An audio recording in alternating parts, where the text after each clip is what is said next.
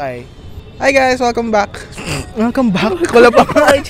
And welcome sa Wala Pang Pangalang Podcast. Sige, naghahanap pa kami ng pangalan ng podcast. Anyway, in this first and only episode, we will be tackling about our students. Kung paano nga ba yung approach. So, yung discipline natin about sa students. Today, meron tayo dito yung ating mga teachers. So, one by one, mag-i-introduce kami and yung mga tinuturuan namin mga students. Starting with you, ma'am. So, hi, I am Teacher Myla. So, ang tinuturuan kong students, grade 8 level. Hi everyone, my name is Jovel Salmi Galasan and I'm teaching grade 7 students. Hi, I'm Teacher Leonel, so I'm currently teaching grade 9. Hi, I'm Teacher Early. So, I'm teaching grade 10 students.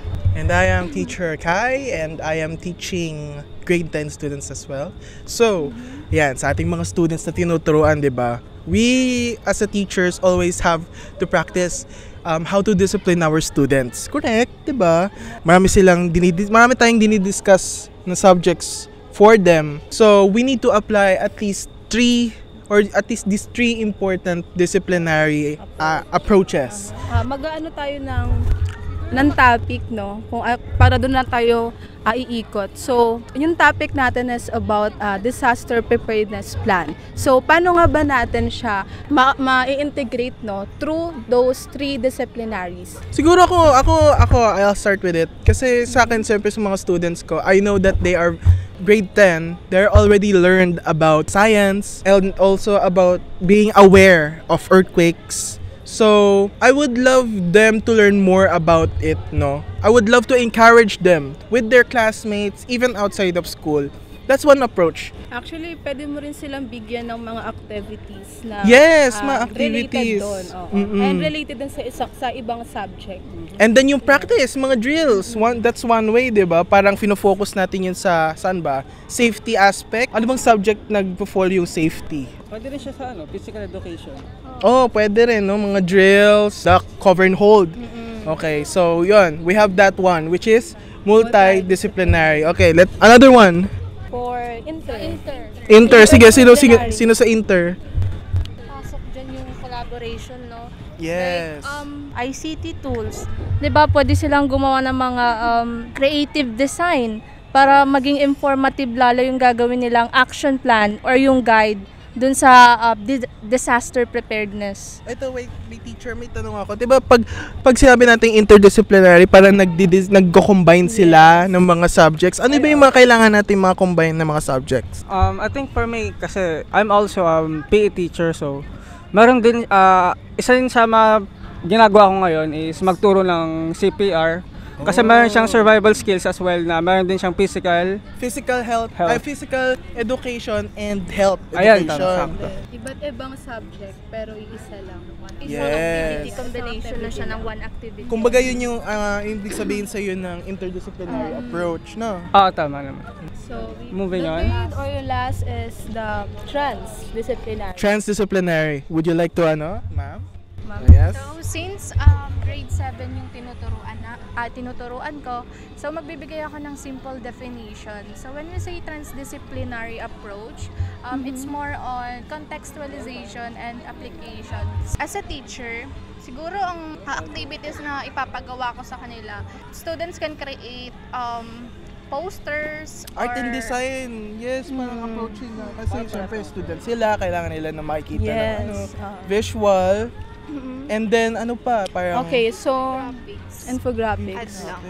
Okay, so additional ko na lang din. Kasi syempre, pag sinabi nating transdisciplinary, dapat yung learning natin go beyond the classroom. So, dapat maging realistic sila. Makita nila yung real world. So, siguro yung pwedeng activity no, na maibigay natin dito is pwede silang mag-interview outside. Yes. Pwede silang gumawa ng mga awareness campaign nila or mga seminars, gano'n. Yes. So, in that way, meron silang magagather ng mga information. Gano'n din sa i-interview ng mga tao. Like for example, sa local government.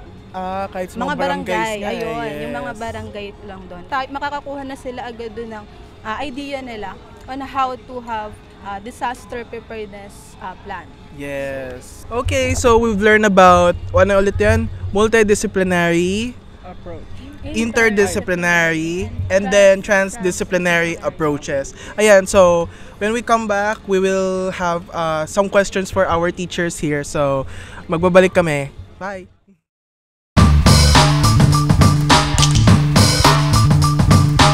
Welcome back guys sa ating podcast. Okay, so eto na lang, last bout for our teachers before we end our episode. So sa inyong classroom, 'di ba? Syempre, we love our students. So sa ating mga teachers, I'm sure meron tayong paborito. Ano yung pinaka-paborito nyong activity or application na ginagawa nyo sa mga estudyante nyo? Sige, let's start with Teacher Myla. I think since grade 7 yung tinuturo ko, gusto ko sana more on drawing. Parang may engage sila kung magdo-drawing sila ganyan, or bibigyan nila ng mga kulay yung mga dinodrawing nila. Feeling ko kasi mai-engage sila sa ganun. That's a good idea, no? So siguro for me, ang gusto ko lagi is yung magi-integrate ako ng technology sa mga activities na ginagawa ko. Kasi of course, 21st century naman na tayo ngayon. So lahat sila may knowledge na about different apps. So mas maganda sana kung mas nakaka-relate sila sa ginagawa nila inside the classroom. Yes. So yun, pwede tayong gumamit ng mga different apps para mas magkaroon ng engagement sa loob ng classroom, no. Pwedeng gumamit ng mga Kahoot, quizzes or booklet, ganyan, 'di ba, para ma-engage silang lahat. Yun lang. Yes. Ako yung sa mga estudyante ko, favorite namin na ginagawa is we always try to have icebreakers. Kasi I can feel na lalo na sa mga first months sa mga students is nangangapa sila and they're very quiet. So, yun nga, sinasabi ko nga na parang kailangan natin literal i-break yung ice. Kailangan natin bigyan sila ng time to know each other, 'di ba? So, para syempre magkaroon sila ng connection, yung mga games, pwede natin sila i-match by teams, by groups, and then we can have them collaborate with their own ideas ng mga alam na nila, yung mga stock ideas and stuff like that. So, yun, katulad nga ng sinabi ni Ma'am about sa technology, pwede rin yun, isa rin yun way sa mga games and activities. Hi, sir! So sa akin naman, hindi na ako lalayo. As ayun nga, physical education na teacher, most of my activities consist of TikTok trends lang. TikTok na din! Mag-TikTok ka nga, sir. pass. Para sa Sample nga, sir. Sample. Pero hindi ko naman ipapagawa yung hindi ko naman kayang gawin sa mga hindi ko kayang Sticky gawin mismo. dance. So yun lang.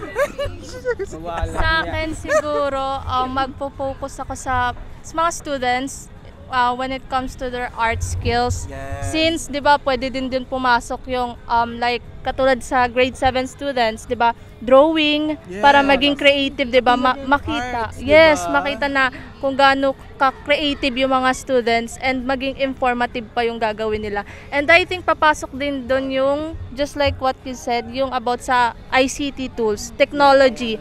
Pwede nilang gamitin yun since now that we are in the 21st century, creative, mas lalong magiging creative yung mga students natin. Diba sabi niya yung TikTok nga daw? It's a ICT tool din. So, ayun, we hope that you have, we have learned something for our co-teachers here. So, magbabalik ulit kami next time or never. Hindi natin alam. So, baka last day, first episode, last episode, diba? Okay, so, thank you guys. Thank you for watching. This is the Walang Name na podcast kasi hindi naman to magtatagal the podcast. Bye-bye, the podcast. Bye-bye. Off mo na nga.